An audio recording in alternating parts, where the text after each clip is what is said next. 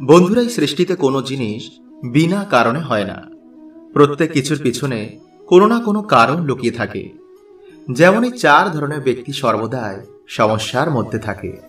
তারা এতটাই কষ্ট ভোগ করে যে তাদের মনে প্রশ্ন ওঠে, আমি তো কখনো কারো খারাপ কিছু করিনি, তবে আমার জীবনে কেন ভগবান এত সমস্যা দিচ্ছেন?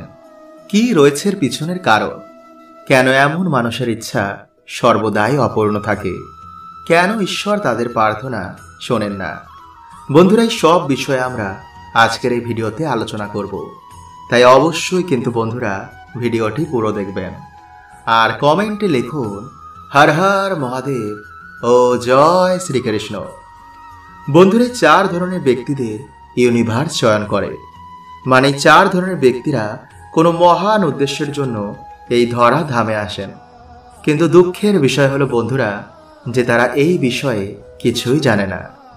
তাই যদি বন্ধুরা আপনাদের সাথেও ঠিক এমনটাই ঘটে, তো মোটেও আপনি কিন্তু বন্ধুরা কোনো সাধারণ ব্যক্তি নয়। হ্যাঁ বন্ধুরা, আসলে যখন আমরা জন্ম নিয়ে এই প্রকৃতির কোলে আসি, তখন আমরা এই মায়াতে পড়ে সব কিছুই ভুলে যাই। তাই মায়া থেকে বের করার জন্য ঈশ্বর আমাদের নানা রকম সংকেত দেয়, যাতে এই চার ধরনের ব্যক্তিরা তাদের জন্মের উদ্দেশ্য পূরণ করতে পারে। নাম্বার 1, বন্ধুরা ধরুন কেউ ক্লাস 1-এ পড়ে, আবার কেউ গ্র্যাজুয়েশন দিচ্ছে, তো দুজনের পড়া কিন্তু বন্ধুরা মোটেও এক হবে না। ঠিক তেমনই বন্ধুরা পৃথিবীতে বহু ধরনের জীব আত্মা রয়েছে। কেউ তার কর্মফল ভোগ করছে, কেউ অন্য ডাইমেনশন থেকে এখানে ঘুরতে আসে, তো আবার কেউ কোনো মহান উদ্দেশ্য পূর্ণ করার জন্য এখানে আবির্ভাব হয়। কিন্তু দুঃখের বিষয় বন্ধুরা, তারাই মায়াতে পড়ে বাকি সকল জীব আত্মাদের দেখে তারা এটাই ভুলে যায় যে বাস্তবে সে কে। আর তখনই ঈশ্বর তাদের নানা রকম পরীক্ষা নেন। তাদের জীবনে আসে নানা রকম সমস্যা। তারা ছোট থেকেই প্রায় সবার কাছে ছল চাতুরির শিকার হয়। যাকে সে মন প্রাণ দিয়ে ভরসা করে, সেই তাকে ঠকায়। তার নিজের আপনজন তার আপন হয় না। সে ছোট থেকে এত দুঃখ কষ্ট ভোগ করেছে যে তার এই সংসার লোকজন থেকে তার বিশ্বাসই উঠে যায়। তাই যদি বন্ধুরা আপনাদের সাথেও ঠিক এমনটাই ঘটে, তো অবশ্যই ইউনিভার্স আপনাকে কোনো মহান কার্যের জন্য চয়ন করেছেন, যা আপনি কল্পনাও করতে পারছেন না। আসলে ঈশ্বর আপনাকে এই মোহ মায়া দুঃখের ভবসাগর থেকে চিরতরে বার করতে চায়। তিনি আপনাকে বোঝাচ্ছেন যে সংসারের কোনো সম্পর্ক, কোনো প্রিয়জন বাস্তবে আপনার আপন নয়। যেমন সোনার আংটি বানাতে গেলে সোনাকে প্রথমে পড়তে হয়, তেমন ঈশ্বর আপনাকে সংসারে পুড়িয়ে এমন কিছু দিতে চলেছেন যা আপনি কল্পনাও করতে পারবেন না। তাই এমন ব্যক্তিরা বন্ধুরা জীবনের নানা রকম রোগ ব্যাধি, আর্থিক সমস্যা, এই সব কিছুর মধ্যেই ঘিরে থাকে। যেদিন সে নিজের জীবনের উদ্দেশ্য খুঁজে পাবে, সেই দিনে সব কিছুই বন্ধুরা অটোমেটিক ঠিক হয়ে যাবে। নাম্বার 2, কর্মবন্ধন।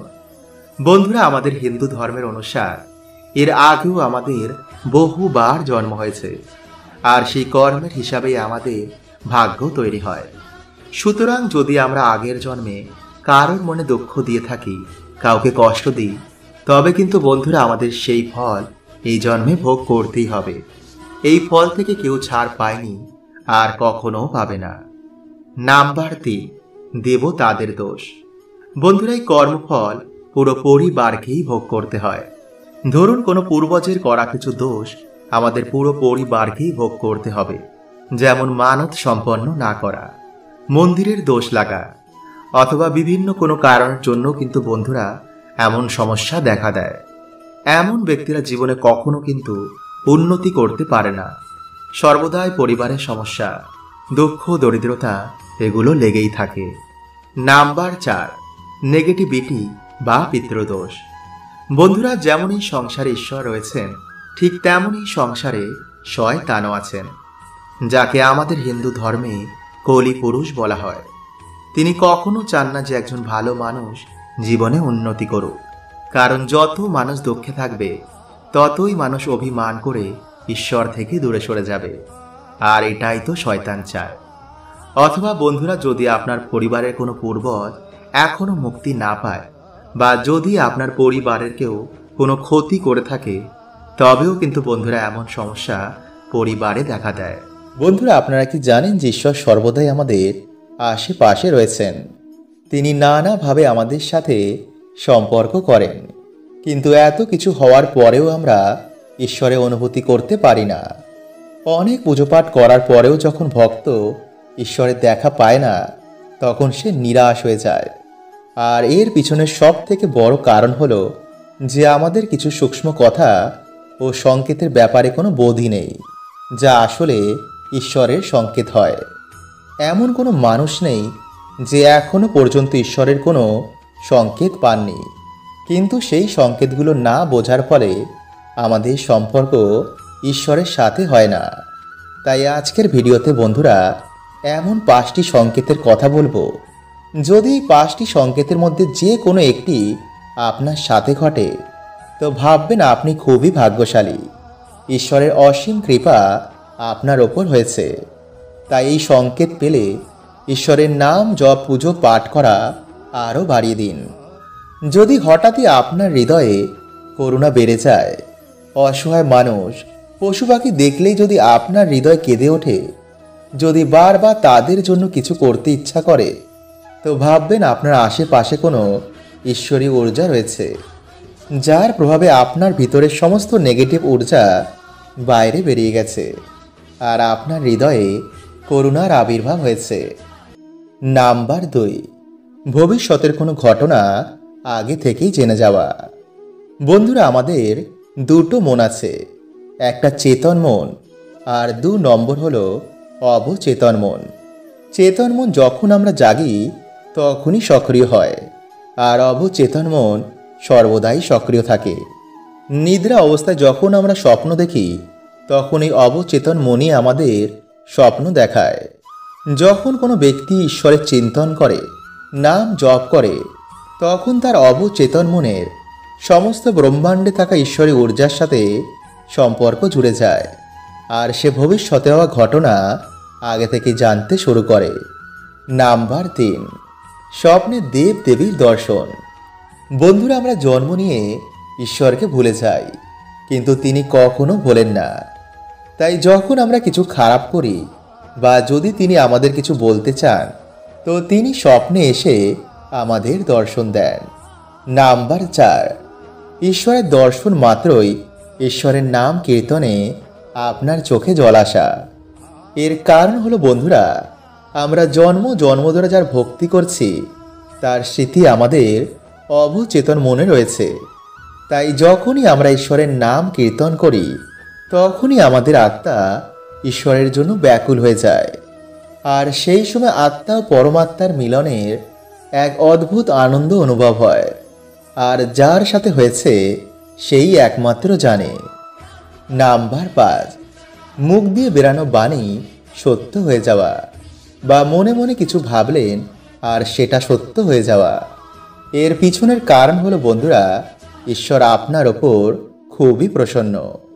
তাই যদি বন্ধুরা এগুলো আপনার সাথে কিছু ঘটে থাকে, তো অবশ্যই আপনি কোনো পুণ্যবান আত্মা। তাই এই জীবনে এমন কোনো ভুলেও কাজ করবেন না যাতে আপনাকে ঈশ্বরের সামনেই ছোট হতে হয়। হ্যাঁ, জীবনে সুখ দুঃখ তো আসবেই, কারণ এটা হচ্ছে আমাদের পরীক্ষার জায়গা, আর পরীক্ষায় পাশ করলেই অনন্ত ফল পাওয়া যায়, যা আপনি কল্পনা করতে পারবেন না।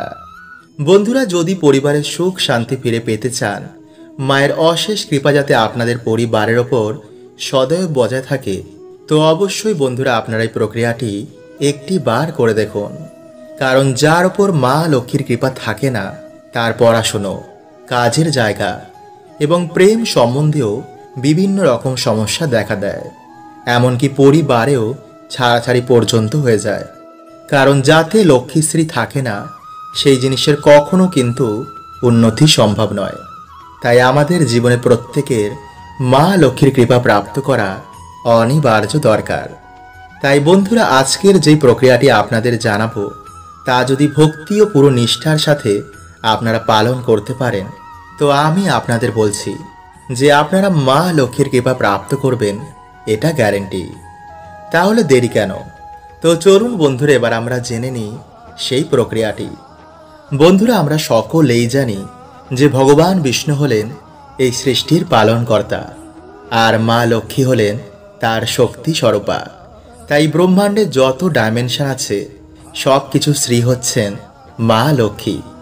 তাই আপনারা কোনো রকম লোভ বা লালসা না করে মায়ের আশীর্বাদ প্রাপ্ত করার জন্য আপনারা এই প্রক্রিয়াটি করবেন। কারণ যার উপর মায়ের আশীর্বাদ থাকে তার 14 পুরুষের কখনো অর্থের অভাব হয় না, কোনো মনোবাসনাও তাদের অপূর্ণ থাকে না। তাই আপনারা মায়ের কৃপা প্রাপ্ত করার জন্যই এই মনোভাব নিয়ে এই প্রক্রিয়াটি করবেন। তো আমার সাথে বন্ধুরা একবার আপনারা বলুন, জয় মা লক্ষ্মী। বন্ধুরা, এই প্রক্রিয়াটি করার আগে বাড়ি থেকে অলক্ষ্মী বিদায় করা খুবই দরকার, নইলে কিন্তু মা লক্ষ্মী আপনাদের বাড়িতে কখনো প্রবেশ করবেন না। কারণ যেই বাড়িতে অলক্ষ্মী বাস করেন সেই বাড়িতে মা লক্ষ্মী কখনো প্রবেশ করেন না। তাই এর জন্য হয়তো আপনারা এত পুজো অর্চনা করার পরেও মায়ের আশীর্বাদ পাচ্ছেন না। পরিবারে যেই সমস্যা সেই সমস্যাই রয়েছে। তাই বন্ধুরা, বাড়ি থেকে অলক্ষ্মী বিদায়ের জন্য আপনাদের ঘর মোছার জলে প্রত্যেক দিন গঙ্গা জল ও কর্পূর মিশিয়ে তা দিয়ে ঘর মুছবেন। বিশেষ করে সেই জায়গায় যেই জায়গায় আলো প্রবেশ করে না। কারণ বন্ধুরা, অন্ধকার জায়গাতেই দেবী অলক্ষ্মীর বাস হয়, এমনকি প্রদীপের তলায়ও দেবী অলক্ষ্মী বাস করেন। তাই বাড়িঘর পরিষ্কার পরিচ্ছন্ন রাখার সর্বদা চেষ্টা করবেন। নোংরা এঁটোকাটা যেখানে সেখানে বাড়িতে ফেলে রাখবেন না। বন্ধুরা, যেমনভাবে আপনারা বাড়িতে সন্ধ্যা প্রদীপ জ্বালান, বাড়িতে সন্ধ্যা আরতি করেন, তেমনি সন্ধেবেলায় বাড়িতে পুজো অর্চনা করার সময় মা লক্ষ্মীর সামনে একটি ঘিয়ের প্রদীপ জ্বালাবেন। তারপর মায়ের সামনে উলু দিয়ে শঙ্খ বাজিয়ে মায়ের সামনে বসে হাতে লবঙ্গ, এলাচ ও একটি 1 টাকার কয়েন নিয়ে 11 বার লক্ষ্মী গায়ত্রী মন্ত্র আপনারা পাঠ করবেন। আর যদি বন্ধুরা আপনারা চান তো ওম নমো লক্ষ্মী নারায়ণায় নমো এই মন্ত্রটিও পাঠ করতে পারেন। যেই মন্ত্রটি আপনাদের ইচ্ছা সেটি আপনারা পাঠ করবেন। এরপর পারলে আপনারা লক্ষ্মী পাঁচালিও পাঠ করতে পারেন। এবং এই সব কিছু হয়ে যাওয়ার পর বন্ধুরা, আপনারা সেই 3টি জিনিস মায়ের চরণে অর্পণ করে দেবেন। এরপর মায়ের সামনে হাত জোর করে আপনাদের যে মনোবাসনা রয়েছে তা মাকে বলুন। এরপর রাতে নিরামিষ আহার গ্রহণ করে আপনার বালিশের তলায় বা আপনাদের বাড়ির যে মেন আয়কর্তা তার বালিশের মধ্যে এই জিনিসগুলি রেখে দিন। কিন্তু যেন বন্ধুরা এই খবর কেউ না পায়, আর যেন বন্ধুরা এই বালিশ অন্য কেউ ব্যবহার না করে। এই জিনিসগুলো আপনারা যত দিন খুশি বালিশের মধ্যে রাখতে পারেন। এরপর আপনাদের মনোবাসনা পূর্ণ হলে বাড়িতে মা লক্ষ্মীর পুজো দিয়ে সেই জিনিসগুলো আপনারা কোনো জলাশয়ে ভাসিয়ে দেবেন। হরে কৃষ্ণা। ওম নমঃ শিবায়।